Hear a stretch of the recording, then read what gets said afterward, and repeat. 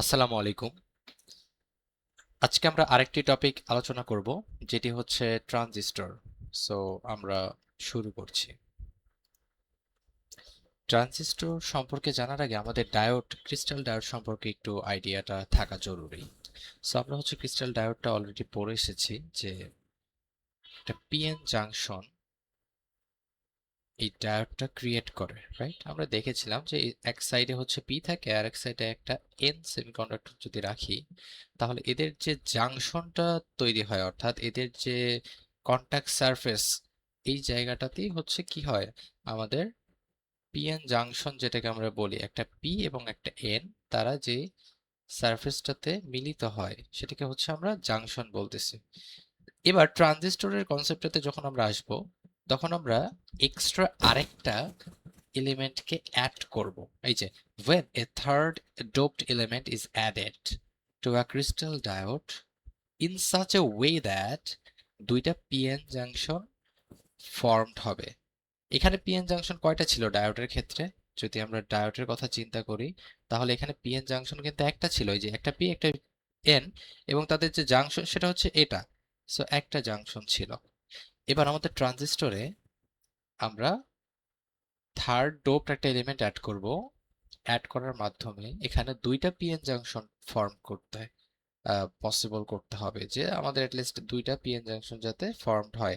So আমরা এটা দুইভাবে করতে পারি, রাইট? দুইটা পিএন জাংশন যদি আমি আনতে চাই, জিনিসটাকে করা যায় দুইটা ওয়েতে।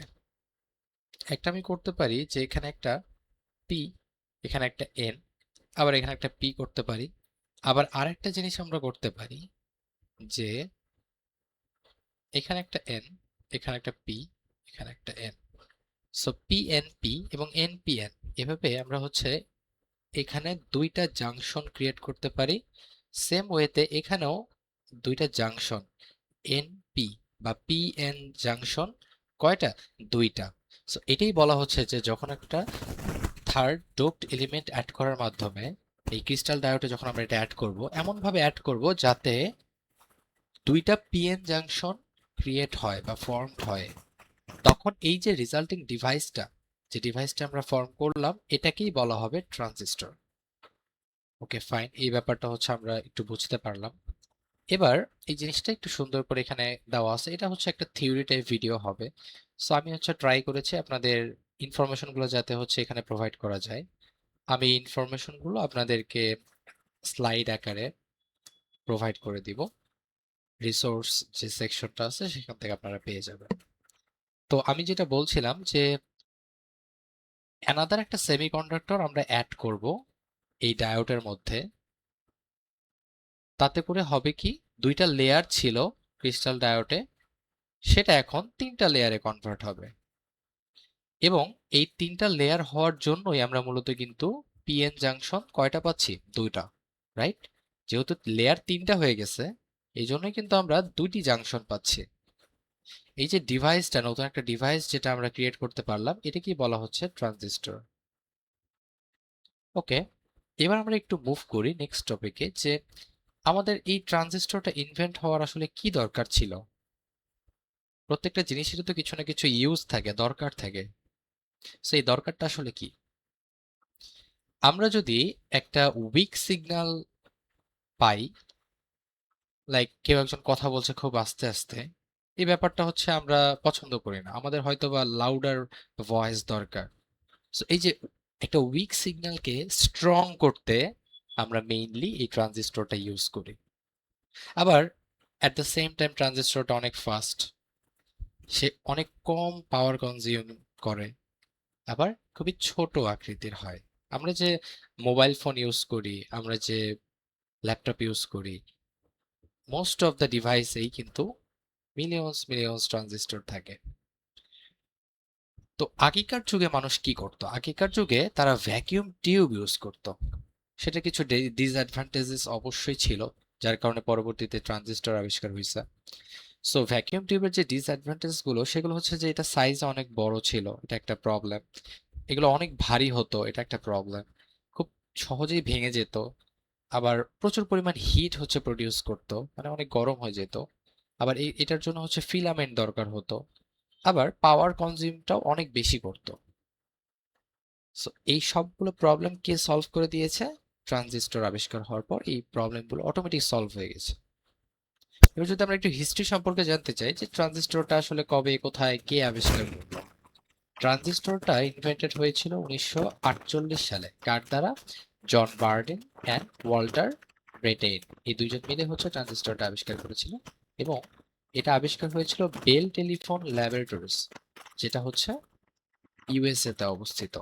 সেই ল্যাবরেটরিতে ওরা গবেষণা করার মাধ্যমে হচ্ছে এই দুইজন বিজ্ঞানী 1948 সালে এই ট্রানজিস্টরটা ইনভেন্ট করেছে।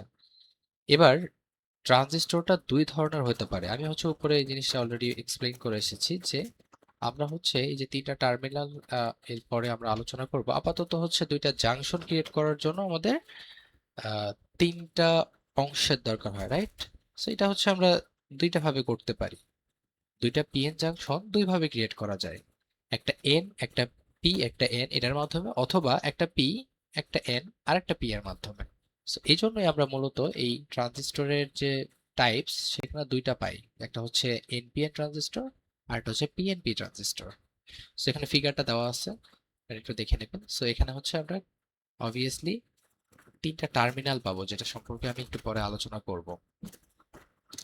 So, এবার কিছু ইম্পর্টেন্ট ক্যারেক্টারিস্টিক সম্পর্কে জানা যায় যে প্রত্যেকটা ট্রানজিস্টরেই তিনটা করে লেয়ার থাকে, যেটা আমরা মাত্রই দেখলাম।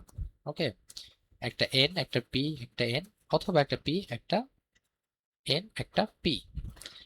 আর দুটা জাংশন থাকে, যে ব্যাপারটা হচ্ছে আমি একটু আগে কিন্তু আপনাদের এক্সপ্লেন করেছি যে এই যে এখানে হচ্ছে এন এবং পি যেখানে মিলিত হয়েছে এটা একটা জাংশন। আবার সেম ভাবে পি এবং এন যেখানে মিলিত হয়েছে এই যে এটা জাংশন। সো দুইটা জাংশন কিন্তু আমরা এখান থেকে পাচ্ছি। আর তিনটা লেয়ার পেয়েছি, এটা একটা, এটা একটা, এটা একটা। সো এই ব্যাপারটাই। আরেকটা ক্যারেক্টারিস্টিক হচ্ছে যে এখানে তিনটা টার্মিনাল থাকে। ওকে, সো তিনটা টার্মিনাল কি কি সেটা যদি আপনারা অ্যান্সার চান, তাহলে তিনটা টার্মিনাল হচ্ছে একটা এমিটর, একটা বেস, একটা কালেক্টর। এটা হচ্ছে এমিটর, এটা অ্যাজ এ বেস হিসেবে কাজ করবে এবং এটা অ্যাজ এ কালেক্টর হিসেবে কাজ করবে। সেটা হচ্ছে ইন ডিটেলস কোনটা কি, কেন হয়, কেন এটার নাম এরকম এরকম। সো এই ব্যাপারটা অবশ্যই আমরা আলোচনা করব। তার আগে একটা জিনিস একটু জেনে নেন যে যে মিডল লেয়ারটা থাকে, অর্থাৎ আমরা যে বলছি এখানে তিনটা লেয়ার থাকে, এর যে মিডল লেয়ারটা থাকে এইটা বেজ, এবং এটা সবসময় অনেক থিন হয়। থিন মানে হচ্ছে এটা অনেক চিকন হয়। আমি যেভাবে এঁকেছি মোটেই এরকম হয় না। এই ব্যাপারটা কেমন হয়, মাঝখানের যে লেয়ারটা এটা অনেকটা চিকন হয়, এটা চিকন হয়, অনেক থিন হয়। সো এখন এটা একটা প্রশ্ন যে কেন, why is the middle layer thin, কেন আসলে এই লেয়ারটা এত পাতলা হয় বা চিকন হয়? কারণ হচ্ছে the middle layer is called base, right? So যদি বেসটা ঠিক হয়ে যেত বা মোটা হয়ে যেত, তাহলে এই যে ইলেকট্রন বা হোল যেটা হচ্ছে চার্জ ক্যারিয়ার হিসেবে কাজ করে, এগুলা আসলে এই বেজের ইনসাইডে আটকা পড়ে যেত। আমাদের যে প্রসেসটা ঘটে আমরা হচ্ছে একটু পরে এই জিনিসগুলো দেখবো, যে এখানে হচ্ছে এমিটর থাকে, এই মাঝখানে একটা বেস, এবং এখানে হচ্ছে কালেক্টর থাকে।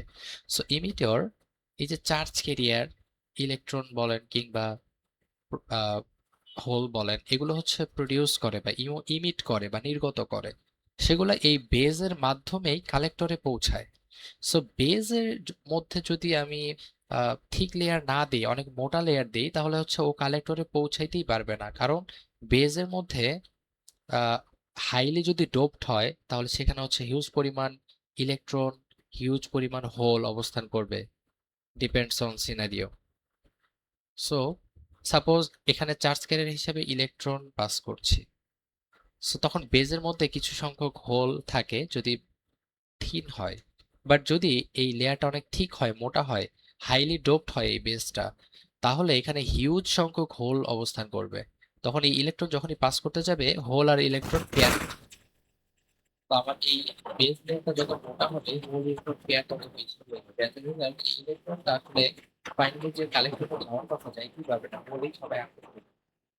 এই জন্যই মূলত এই বেস লেয়ার বলা হচ্ছে, এই বেসটাকে থিন করা হয় বা পাতলা রাখা হয়, যাতে করে আমাদের যে চার্জ ক্যারিয়ার গুলো আছে এরা হচ্ছে ইজিলি পাস করতে পারে। কোথায়? কালেক্টরে। সেটার মাধ্যমে আসলে এই অ্যামপ্লিফিকেশন যেটা এটা পসিবল হয়, অর্থাৎ আমরা একটা উইক সিগন্যালকে একটা স্ট্রং সিগন্যালে কনভার্ট করতে পারি। ওকে, এবার হচ্ছে বিষয়গুলো সম্পর্কে আমরা আরেকটু ক্লিয়ার হব যে ট্রানজিস্টরের তিনটা টার্মিনালস থাকে। এই টার্মিনালস গুলো আমি অলরেডি বলেছি, একটা হচ্ছে এমিটার, একটা হচ্ছে বেস, আর একটা হচ্ছে কালেক্টর। ওকে, এবার আমরা একটু ডিটেলস আলোচনা করি যে আসলে কোনটা কি এবং কিভাবে কাজ করে। এমিটর, এমিটরের যে ফাংশন বা কাজ সেটা হচ্ছে যে ও এমিট করবে চার্জ ক্যারিয়ার গুলাকে। সো চার্জ ক্যারিয়ার, যখন আমরা এনপিএন ট্রানজিস্টর নিয়ে কাজ করব তখন আমাদের চার্জ ক্যারিয়ার হিসেবে কাজ করবে ইলেকট্রন, এবং যখন পিএনপি ট্রানজিস্টর নিয়ে কাজ করব তখন আমাদের চার্জ যে ক্যারিয়ারটা সেটা কি, সেটা হচ্ছে হোল। ওকে, সো এই এমিটরটা ইমিট করে বা নির্গত করে কি, চার্জ ক্যারিয়ার, অর্থাৎ সে এই চার্জ ক্যারিয়ার সেটা ইলেকট্রন হোক কিংবা হোল হোক সেগুলাকে সেন্ড করে কোথায়, কালেক্টরে। এখন কথা হচ্ছে যে কেন আসলে এটার নামটা এমিটার, কারণ অলরেডি আমি বলে দিয়েছি, কারণ এটা ইমিট করে চার্জ ক্যারিয়ারকে। তার মানে ইমিট করা মানে কি, নির্গত করা। সে চার্জ ক্যারিয়ার নির্গত করে, প্রডিউস করে। ওকে, এবার এখানে আসলে বায়াসিং কোনটা আমরা ইউজ করব, এটা একটা কোশ্চেন আসতে পারে। সো বায়াসিং এর জন্য আসলে আমরা ফরওয়ার্ড বায়াসিংটা এখানে ইউজ করব কোথায়, এমিটর বেস জাংশনে। সো এমিটর বেস জাংশনটা আসলে কি আপনারা একটু দেখে আসেন। এই যে এই পোর্শনটাকে আমি বলছি ইমিটর এবং এই মাঝখানেরটাকে আমি বলছি বেস। তাহলে এই ইমিটর এবং বেস যে পোর্শনটাতে মিলিত হচ্ছে, এই যে লাইনটা, এটাই কিন্তু ইমিটর বেস জাংশন। জাংশন মানে মিলিত স্থান। ইমিটর এবং বেস যেখানে মিলিত হচ্ছে সেই মিলিত স্থানটাকে একটা নতুন নাম দেওয়া হয়েছে কি, emitter base junction. Okay, I think clear. So এই ইমিটর বেস যে জাংশনটা আছে এটা হচ্ছে ফরওয়ার্ড বায়াসিং এ থাকে, সবসময় ফরওয়ার্ড বায়াস থাকে। কেন? কারণ আমরা কিন্তু জানি, অলরেডি প্রিভিয়াস আমি ভিডিওতে বলেছি যে ফরওয়ার্ড বায়াসিং এ থাকলেই আমাদের ইলেকট্রন বলেন কিংবা হোল বলেন এর হচ্ছে ফ্লোটা পসিবল হয়। রিভার্স বায়াসিং এ কি কারেন্ট ফ্লো হয়? হয় না। সো ফরওয়ার্ড বায়াসিং যদি না হয় তাহলে আসলে ইমিটর এই যে চার্জ ক্যারিয়ারগুলো ইমিট করে এটা করতে পারবে না। সো অ্যাজ এ রেজাল্ট আমাদের ইমিটর বেস যে জাংশনটা এটা ফরওয়ার্ড বায়াসিং এ থাকে বা ফরওয়ার্ড বায়াস। এবার এটার অ্যান্সারটা হচ্ছে এখানে দেওয়া হচ্ছে যে হোয়াই ফরওয়ার্ড বায়াস রেজিস্ট্যান্সটা কমায় দেয়, রাইট? সো বাধাটা কমে যায়, অ্যাজ আ রেজাল্ট আমাদের চার্জ ক্যারিয়ারগুলো সহজে মুভ করতে পারে। যদি ফরওয়ার্ড বায়াস না থাকতো সেক্ষেত্রে কিন্তু ইমিটর এই ইলেকট্রনগুলা সেন্ড করতে পারতো না। সেই ব্যাপারটা এখানে এক্সপ্লেইন করা আছে। এবার আমরা হচ্ছে বেস নিয়ে একটু কথা বলি, যে মাঝখানে যে পোর্শনটা, অর্থাৎ এই যে এই অংশটা যেটাকে আমরা বেস বলছি, এটাকে নিয়ে হচ্ছে আমরা এখন একটু আলোচনা করব। এমিটর নিয়ে আমরা আলোচনা করলাম মাত্র। এবার বেসে যদি আসি, এটা হচ্ছে মিডল রিজিয়ন, রাইট? এটা হচ্ছে মিডল পজিশনে থাকে। এটা যদি ইমিটর হয়, এখানে বেস এবং এখানে কালেক্টর, রাইট? সো মিডলে আছে ইমিটর এবং কালেক্টরের। এই মিডলে থাকার মাধ্যমে সে কন্ট্রোল করে ক্যারিয়ারের মুভমেন্টটা, অর্থাৎ ইলেকট্রন বলেন কিংবা হোল বলেন, ওর মুভমেন্টটা এ কন্ট্রোল করতে পারে। যেমন আমরা একটা গেটের কথা কল্পনা করতে পারি, যদি ইমিটার সেন্ড করে ইলেকট্রনকে, তাহলে এই বেসটাই আসলে ডিসাইড করবে যে কতগুলো ইলেকট্রন কালেক্টরে পাস হবে। এখন বেসটাকে কেন থিন রাখা হয় বা পাতলা রাখা হয় এই ব্যাপারটার অ্যান্সারটা আমি অলরেডি দিয়েছি। এটা হচ্ছে সুন্দর করে এখানে একটু এক্সপ্লেইন করা আছে, যে আপনারা যদি চিন্তা করেন যে 100টা ইলেকট্রন সেটা হচ্ছে ইমিটর প্রডিউস করলো বা ইমিট করলো বা পাঠালো, সেন্ড করলো। এখন এই বেজ হয়েই তো তাকে কালেক্টরে যেতে হবে, রাইট? এখান থেকে সেন্ড করলো, বেজের মাধ্যমে তাকে পাস হতে হবে কালেক্টরে। সো আমরা যদি এই বেজটাকে থিন বা লাইটলি ডোপড করি তাহলে যেটা হয়, অল্প কিছু ইলেকট্রন এখানে হচ্ছে রিকম্বিনেশন করবে, অর্থাৎ এই বেজের মধ্যে কিছু পরিমাণ হোল হয়তো বা প্রেজেন্ট থাকবে।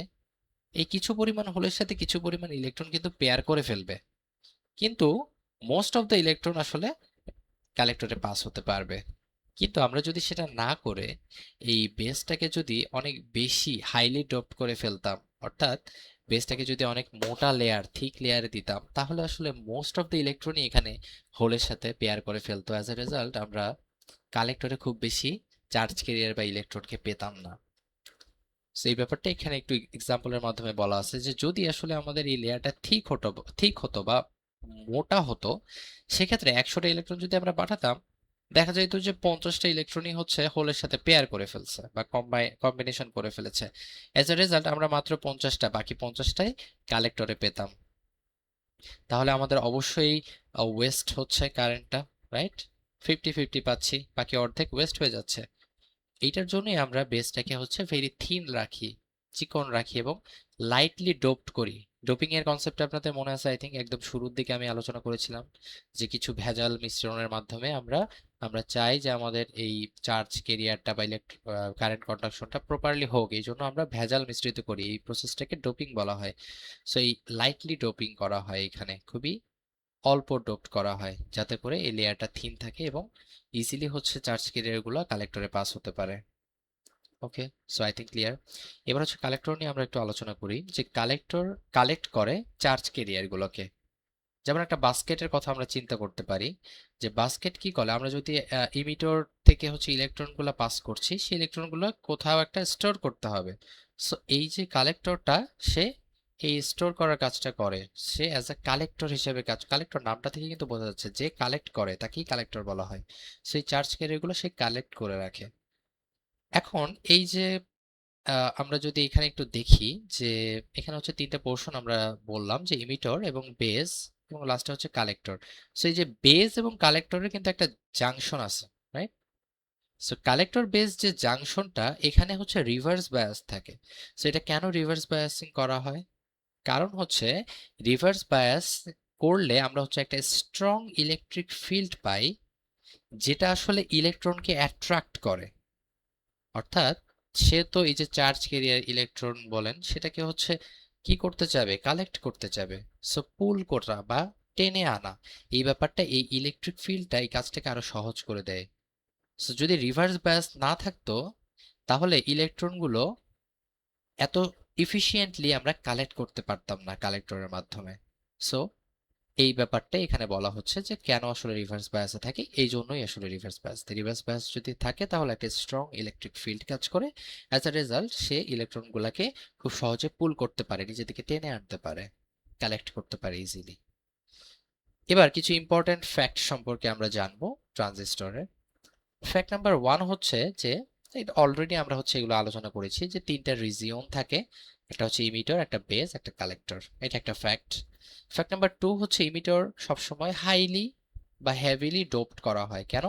কারণ এটার পিছনে কারণ হচ্ছে যে ইমিটরটা অনেক huge number of charge career, সেটা ইলেকট্রন হতে পারে অথবা হোল হতে পারে, চার্জ ক্যারিয়ার সে কি করে, সে হচ্ছে ইমিট করে বা হচ্ছে নির্গত করে বা প্রডিউস করে।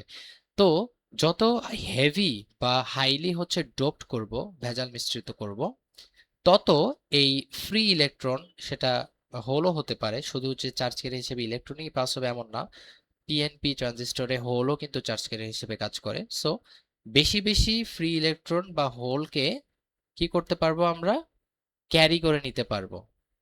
কারণ ইমিটর যত বেশি চার্জ ক্যারিয়ার প্রডিউস করবে, তত বেশি তো আমরা কালেক্টরে জমা করতে পারবো, রাইট?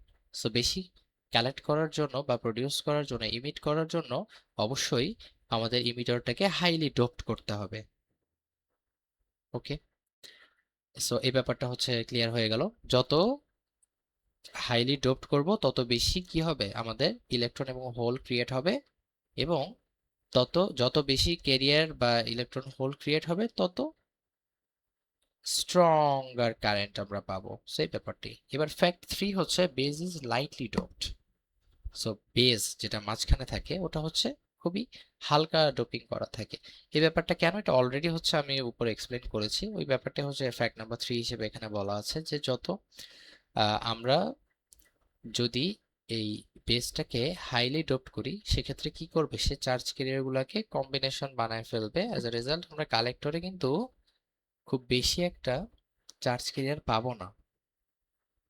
এজন্যই আমরা হচ্ছে এই বেসটাকে লাইটলি ডোপড করি, যাতে করে বেজের মধ্যে অল্প কিছু হোল থাকে এবং ইলেকট্রন সে অল্প কিছু হোলের সাথে মিলে অল্প কিছু কম্বিনেশন বানাবে, বাট ম্যাক্সিমাম ইলেকট্রন হচ্ছে আমরা পাস করে দিতে পারবো কালেক্টরে।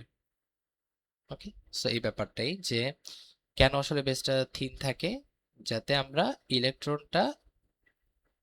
ইলেকট্রনগুলোকে ক্রস করাতে পারি খুব ইজিলি, খুব তাড়াতাড়ি।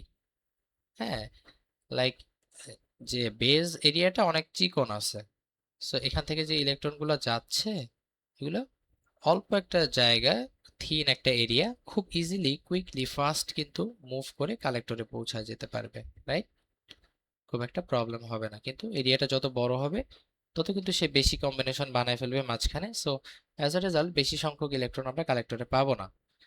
এই ব্যাপারটি আর কি, যে যত ট্রাভেলিং ডিস্টেন্সটা কম হবে তত লেস রিকম্বিনেশন হবে।